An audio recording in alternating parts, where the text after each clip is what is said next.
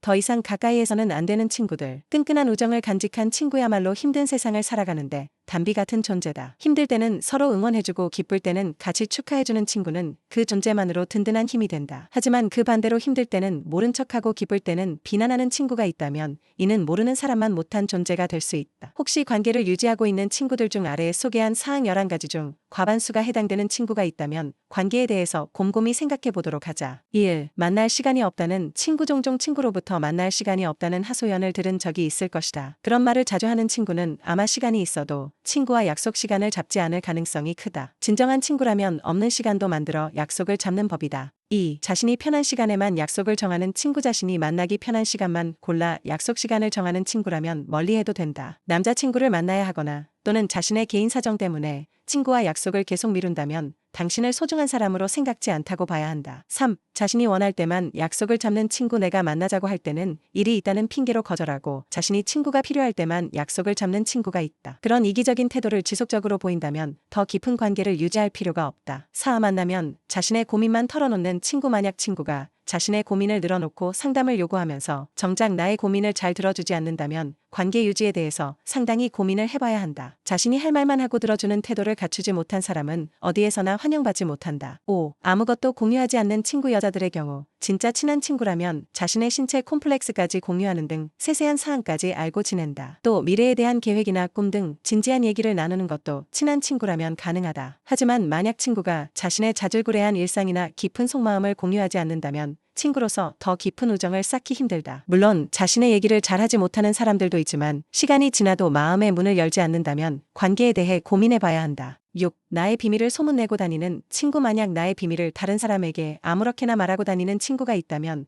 당장 관계 유지에 대해서 다시 생각해봐야 한다. 진정한 친구라면 상대방의 깊은 비밀과 속마음은 다른 사람에게는 비밀로 하는 것이 예의이다. 예의를 지킬 줄 모르는 사람과는 관계를 더 지속하기 힘들다. 7. 자신을 험담하고 다니는 친구. 자신이 없는 자리에서 험담을 하는 친구는 진짜 친구가 아니다. 앞에서는 비밀을 지켜주겠다고 말하면서 뒤에서는 다른 말을 한다면 당장 친구 관계를 끊어야 한다. 8. 나를 판단하려는 친구. 종종 친구와 대화 중 친구가 내가 한 행동에 대해 객관적인 판단을 하며 비판을 하는 경우가 있다. 물론 객관적인 시각은 중요하지만 친구라면 맞장구도 해주며 감정을 공유하는 것도 중요하다. 무언가를 말했을 때 나를 평가하고 판단하려는 친구가 있다면 베스트 프렌드가 되기 힘들다. 9. 사람들 보는 앞에서 무안주는 친구. 너 옷이 왜 그렇게 촌스럽니? 화장이랑 헤어스타일이 완전 별로다. 많은 사람들 앞에서 나에게 공개적으로 무안을 주는 친구가 있다. 별것 아닌 것으로 넘길 수 있지만 이런 행동이 지속된다면 그 친구에 대해 좋은 감정을 갖기 어렵다. 10. 나의 행복을 같이 기뻐해주지 않는 친구. 친구라면 상대방의 행복에 같이 기뻐하고 축복해주는 사람이다. 만약 내가 좋은 일이 생겨도 기뻐하는 내색이 없거나